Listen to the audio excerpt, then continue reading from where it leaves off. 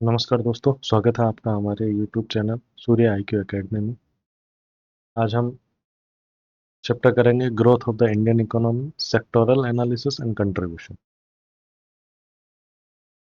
इस चैप्टर के लिए हम जो भी ये नोट्स PDF नोट्स यूज़ कर रहे हैं, ये आप हमारी ऐप सूर्य IQ एकेडमी से डाउनलोड कर सकते हैं।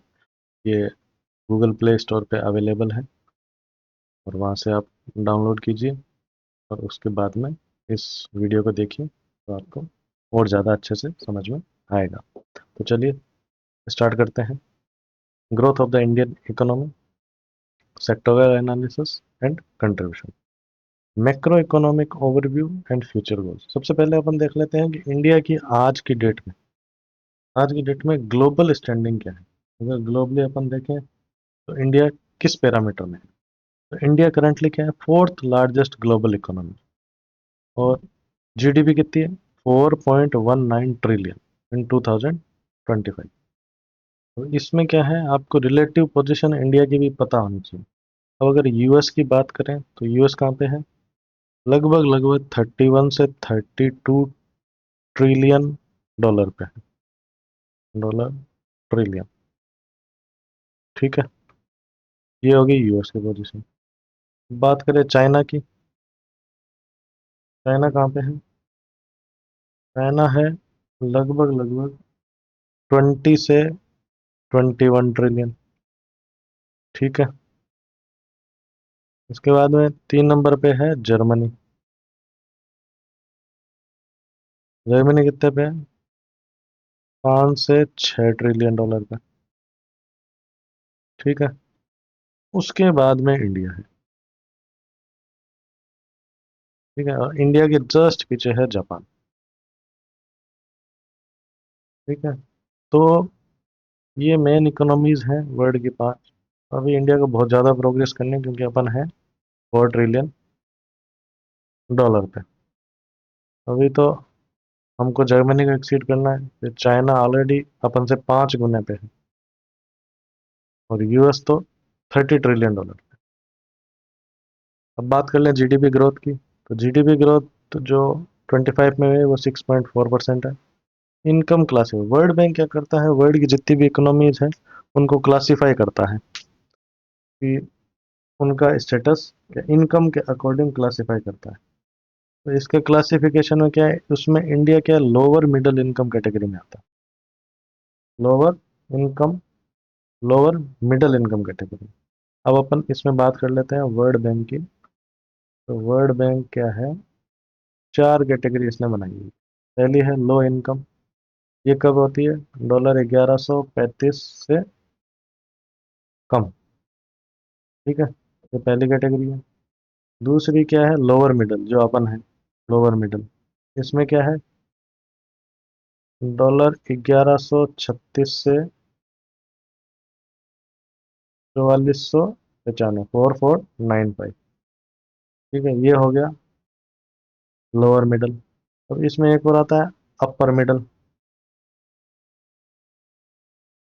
अपर मिडल क्या है, $4496 से कहाँ तक है, 13,935। ये हो गया अपर मिडल। और फिर अपन बात करते हैं हाई इनकम, उसके बहुत ज़्यादा हाई है।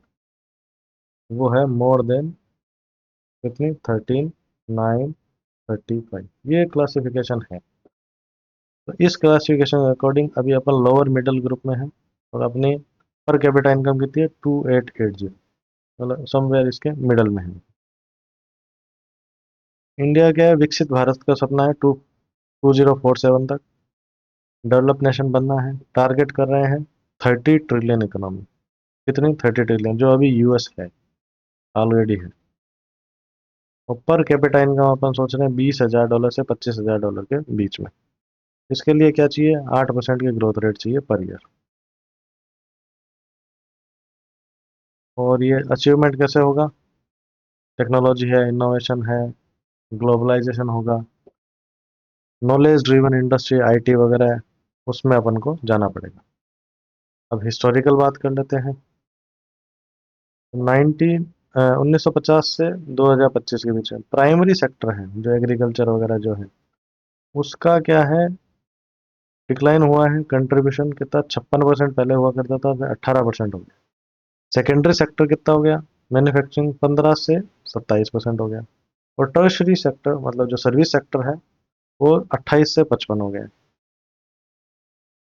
अब इंडिया का एक पैराडॉक्स है, लीफ फ्रॉग पैराडॉक्स बोलते हैं उसको। वो क्या है, जनरली जो कंट्री मूव होती है पहले एग्रीकल्चर डेवलप होता है, एग्रीकल्चरल इकोनॉमी होती है पहले, फिर आते हैं मैन्युफैक्चरिंग, फिर आती है सर्विस।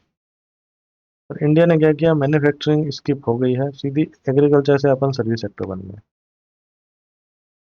तो एग्रीकल्चर से सर्विस लेड इकोनॉमी बन गई। एग्रीकल्चर ने 40% कंट्रीब्यूट किया है 70s में, बट आज की डेट में ये 20% से भी नीचे आ गया। और सर्विस से जो सर्विस सेक्टर लगभग लगभग 8% से ग्रो हो रहा है ईयर ऑन ईयर। तो अपन बात कर लेते हैं सारे सेक्टर्स की। पहला है प्राइमरी सेक्टर, एक्सट्रैक्शन और नेचुरल रिसोर्सेज। प्राथमिक क्षेत्र, प्राथमिक क्षेत्र आप मान लीजिए नेचुरल संसाधन है जो प्रकृति से अपन को जो मिलते हैं, इसमें मेन है उसको निकालना। तो नेचुरल रिसोर्सेज को निकालना और हार्वेस्ट करना, कहाँ से, अर्थ से, पृथ्वी से। इसमें कौन कौन सी एक्टिविटी है, एग्रीकल्चर हो गया, फॉरेस्ट्री हो गया, फिशिंग हो गया, मत्स्य पालन, माइनिंग हो गया, क्वेरिंग हो गया, हंटिंग हो गया, खनन, शिकार, ये सब क्या आ गया, ये प्राइमरी एक्टिविटीज हो गई। ठीक है, ये प्राइमरी सेक्टर में। और इन्होंने 24-25 में कितना कंट्रीब्यूशन किया, 19.7% किया जीडीपी का। एम्प्लॉयमेंट में क्या है, ये बैकबोन है। क्योंकि इसमें 100 में से 46.1% जो वर्क फोर्स है वो इसी में लगी है, एग्रीकल्चर में ही लगी है, प्राइमरी सेक्टर में ही लगी है।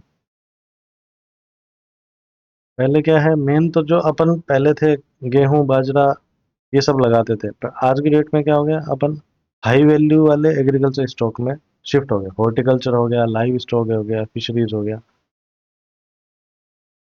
बागवानी, पशुपालन और फिश, इन सब में अपन मूव हो गए। अब चैलेंजेस क्या है इस सेक्टर में कि अपन मैनुअल लेबर पे काफी डिपेंडेंट है। डेवलप नेशन में क्या है, ज्यादातर मशीनरी पे लोगों का डिपेंडेंस है। और क्या है, जो फार्मर्स है उनका लैंड काफी कम है, स्मॉल होल्डर्स है 86%। और मैकेनाइजेशन है नहीं, मशीन ज़्यादा नहीं है, 47% ही है। ग्राउंड वाटर का भी अपन एक्सप्लोइटेशन कर रहे हैं, पानी ज़्यादा यूज़ कर रहे हैं। ऐसी फसलें लगा रहे हैं जिसमें पानी ज़्यादा यूज हो, तो उसके लिए अपन ग्राउंड वाटर का यूज़ कर रहे हैं। ये चैलेंजेस हैं। अब बात कर लेते हैं दूसरे सेक्टर की, सेकेंडरी सेक्टर।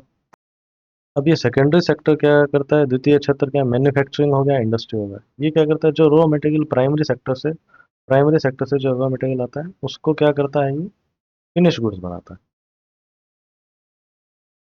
ठीक है, माल तैयार करता है। इसमें कौन कौन से आ गए, जैसे ऑटोमोबाइल हो गया, गाड़ियाँ वगैरह हो गई, टेक्सटाइल हो गया, कपड़े का हो गया, केमिकल इंजीनियरिंग हो गया, एरोस्पेस हो गया, जहाज बना, शिप बिल्डिंग हो गया, कंस्ट्रक्शन हो गया, एनर्जी यूटिलिटीज हो गई। इधर इनका कंट्रीब्यूशन क्या है, लगभग लगभग 25% के आसपास है, 24-25 है। तो इसकी ग्रोथ कितनी है, 6.1%, 6.1% की रेट से ग्रो हो रहा है। अब इसमें क्या है, ग्रीन इकोनॉमी आई है, क्लीन प्रोडक्ट, रिन्यूएबल एनर्जी का यूज़ करें, सोलर वगैरह का यूज़ करें। ठीक है, ये नए इनिशिएटिव आए हैं। नए इनिशिएटिव में वो क्या है, मेक इन इंडिया का आया है। अभी आजकल इंडिया ने गवर्नमेंट क्या पीएलआई स्कीम निकाली हुई है, मतलब production production linked incentive, linked incentive scheme. अब ये क्या स्कीम है, ये गवर्नमेंट ने इनिशिएटिव लिया है। उन कंपनियों को फाइनेंशियल रिवार्ड दिया जाएगा जो कंपनियां अपना डोमेस्टिक मतलब इंडिया में, भारत में अगर वो प्रोडक्शन बढ़ाती है, एक्सपोर्ट करती है। तो इसके लिए अलग अलग स्कीम निकाली है। तो जितने वो ज़्यादा सेल करेंगे उतनी उनको सब्सिडी दी जाएगी, फाइनेंशियल रिवार्ड गवर्नमेंट देगी। और इसमें टारगेट रखा है 25% और जीडीपी शेयर, मैन्युफैक्चरिंग का 25% होना चाहिए। अभी क्या है, लॉजिस्टिक कॉस्ट भी बहुत ज़्यादा है और कई सारे रेगुलेटरी चैलेंजेस भी हैं सेकेंडरी सेक्टर में। तो हम बात कर लेते हैं टर्शियरी सेक्टर पे, सर्विस सेक्टर, थर्ड सेक्टर काफ़ी इंपॉर्टेंट है। अब ये कौन सा सेक्टर है? ये सबसे फास्ट ग्रोइंग सेक्टर है इंडिया का। और इसमें क्या है, इंटेंजिबल सर्विसेज दी जाती है, फिजिकली गुड्स नहीं होता है। आउटपुट कैसे मेजर करते हैं? अगर आपको वेजेस मिल रही है, सैलरी मिल रही है, आप इन्फोसिस वगैरह में काम कर रहे हैं, आपको वेजेस सैलरी वगैरह मिलती है, तो इसके एग्जांपल क्या है, बैंकिंग हो गया, एजुकेशन हो गया, हेल्थ केयर हो गया, आईटी हो गया, टूरिज्म हो गया, जैसे टेक्नीशियन, डॉक्टर्स, ये सब हो गए। ये मेन सेक्टर है। ये क्या है, 55% जीडीपी का कंट्रीब्यूट करता है। और इसकी एनुअल ग्रोथ कितनी हो रही है, 7.2% की रेट से। और अभी क्या है, जैसे जैसे डिजिटाइजेशन हो रहा है, डिजिटल इकोनॉमी बढ़ रही है, वैसे वैसे इसकी इम्पोर्टेंस और भी, इस सेक्टर की इम्पोर्टेंस बहुत बढ़ रही है। और इंडिया सेकेंड लार्जेस्ट एक्सपोर्टर है कंप्यूटर सर्विसेज का, टेलीकॉम सर्विसेज का। अब बात कर लेते हैं क्वाटरनरी सेक्टर की। अब ये कौन सा सेक्टर है? इसमें क्या है, नॉलेज बेस्ड एक्टिविटीज होती है, जैसे आईटी में, आर&डी में, आर्टिफिशियल इंटेलिजेंस हो गया, कंसल्टिंग हो गया। ठीक है, इनका इन्फॉर्मे ये जो इन्फो इनका रोल क्या है, इंफॉर्मेशन को यूज करते हैं, प्रोसेसेस को इम्प्रूव करते हैं, ताकि क्या, इकोनॉमिक डेवलपमेंट और जल्दी हो। जैसे डॉक्टर्स हो गए, चार्टर्ड अकाउंटेंट हो गए, सीए हो गए, ये सब। और भी जैसे कंसल्टिंग में जो एमबीए हो गए, ये सब जो लोग हैं, ये सब आते हैं, इंटेलेक्चुअल एक्टिविटीज ये करते हैं, इसलिए इनको क्वाटरनरी सेक्टर में लिया गया। Quinary sector, high level decision making. ये हाईएस्ट लेवल डिसीजन मेकर्स होते हैं, जैसे कोई भी ऑर्गेनाइजेशन ले लो, गूगल के सीईओ हो गए, माइक्रोसॉफ्ट के हो गए, इन्फोसिस। तो इनके जो सीईओ हो गए, चेयरमैन हो गए, पॉलिसी मेकर्स हो गए, गवर्नमेंट के पॉलिसी मेकर्स हो गए, टॉप लेवल एग्जीक्यूटिव एग्जीक्यूटिव जो भी है, वो सब जो है वो इसमें आते हैं, यूनरी सेक्टर। तो ये हमारे सारे सेक्टर्स हो गए। इनका अपन ने कंट्रीब्यूशन वगैरह सब देख लिया कि मेन मेन कितना कंट्रीब्यूशन आता है। मेन तो प्राइमरी तीन ही सेक्टर है, प्राइमरी, सेकेंडरी और टर्शरी। टर्शरी के ये दो पार्ट है बेसिकली, ये फर्स्ट पार्ट और ये सेकेंड पार्ट। अब ऑल्टरनेटिव भी तरीका एक तो हो गया, अपन सेक्टर वाइज अपन बांट सकते हैं। दूसरा क्या है, हम वर्क वर्क कंडीशन वाइज भी बांट सकते हैं सेक्टर्स को, जैसे ऑर्गेनाइज सेक्टर हो गया, फॉर्मल हो गया, रेगुलेटेड जो लेबर लॉज को सबको फॉलो करती है, पीएफ ईएसआई का पेमेंट करवाती है। ठीक है। बाकी दूसरा हो गया अनऑर्गेनाइज सेक्टर, इनफॉर्मल एक्टिविटीज है, जैसे जॉब सिक्योरिटी हो गई, लीगल प्रोटेक्शन, इनमें क्या अवेलेबल नहीं होता है बिल्कुल ही, मतलब एकदम इनफॉर्मल है। जैसे अपने घर बनाने के लिए जो मजदूर लोग वगैरह आते हैं, वो सब अनऑर्गेनाइज सेक्टर में काम करते हैं। और अपन कैसे कर सकते हैं, असेट की ओनरशिप के अनुसार भी अपन डिवीजन कर सकते हैं सेक्टर का। असेट का जैसे पब्लिक सेक्टर, जैसे पीएसयूज हो गई, पब्लिक सेक्टर अंडरटेकिंग, गवर्नमेंट ऑर्न होती है, इंडियन रेलवेज, नेशनलाइज बैंक्स हो गए, ये पब्लिक सेक्टर्स हो गए। प्राइवेट सेक्टर जो प्राइवेट इंडिविजुअल के पास होते हैं, जैसे टाटा, बिरला, अदानी, अंबानी। ठीक है, इस हिसाब से भी हम क्लासिफिकेशन कर सकते हैं। अगर रीजनल परफॉर्मेंस की बात करें, जोन वाइज, तो साउथर्न जोन क्या है, जो साउथ का है वो सर्विसेज में लीड करता है। जो वेस्टर्न जोन है वो मैन्युफैक्चरिंग में जोन करता है, मैन्युफैक्चरिंग लीड करता है। सेंट्रल जोन है वो बेसिकली क्या है, एग्रीकल्चर बेस्ड है अपने। और नॉर्थ ईस्ट में क्या है, लोवेस्ट जीडीपी है और अनएम्प्लॉयमेंट भी बहुत हाई है। अब इसमें कमियां क्या क्या है, क्या कमियां, एक तो R&D अपना बहुत कम करते हैं, रिसर्च एंड डेवलपमेंट का खर्चा केवल 0.64% है जीडीपी का, वहीं चाइना 2.4% करता है। स्किल गैप भी है, 100 में से केवल 51 ग्रेजुएट ही ऐसे हैं जिनको कहीं ना कहीं कंपनी रख सकती है, एम्प्लॉयबल है, उनके पास स्किल्स है कि कोई कंपनी रख ले, बाकी एम्प्लॉयबल नहीं है। और जॉबलेस ग्रोथ है, जैसे अगर सर्विस सेक्टर की बात करें, अगर सर्विस सेक्टर ग्रो होगा तो जो है मतलब जिन बंदों के पास लो स्किल है उनको जॉब नहीं मिलती है, तो इसलिए अनएम्प्लॉयमेंट काफ़ी है। इकोनॉमी तो ग्रो हो जाती है पर लोगों को ज़्यादा एम्प्लॉयमेंट नहीं मिलता है। क्यों? क्योंकि सर्विस सेक्टर ग्रो हो रहा है अपना। मैन्युफैक्चरिंग या प्राइमरी सेक्टर ग्रो होगा तो उसमें क्या होता है, लोग काफ़ी लग जाते हैं।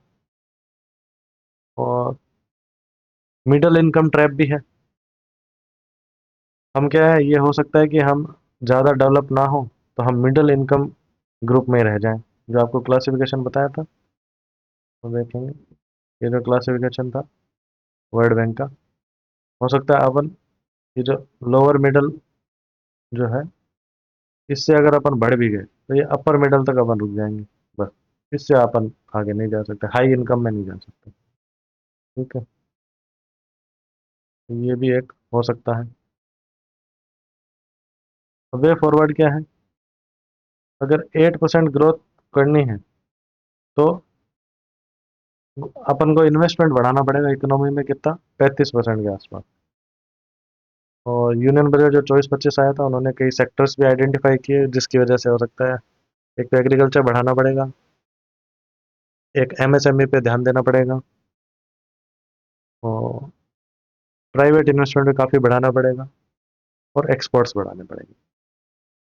इस तरह जो हमारा ये चैप्टर है ग्रोथ ऑफ इंडियन इकोनॉमी और सेक्टर वाइज कौन से सेक्टर कितना कंट्रीब्यूशन है, ये कंप्लीट होता है। इसके रिलेटेड अगर आपको एमसीक्यू करने हैं तो आप हमारी ऐप सूर्य आईक्यू एकेडमी को डाउनलोड कर सकते हैं। ये प्ले स्टोर पे, गूगल प्ले स्टोर पे अवेलेबल है, और उसमें इस चैप्टर के रिगार्डिंग एमसीक्यू दिए हुए हैं। आप उनको अटेम्प्ट कीजिए और आप अपना ऑल इंडिया स्कोर भी देखिए, जिससे आपको पता चलेगा आपका प्रिपरेशन का लेवल क्या है। तो चलिए, मिलते हैं अगले वीडियो में। अगर आपको वीडियो अच्छा लगा हो तो लाइक शेयर सब्सक्राइब करें। बहुत बहुत धन्यवाद।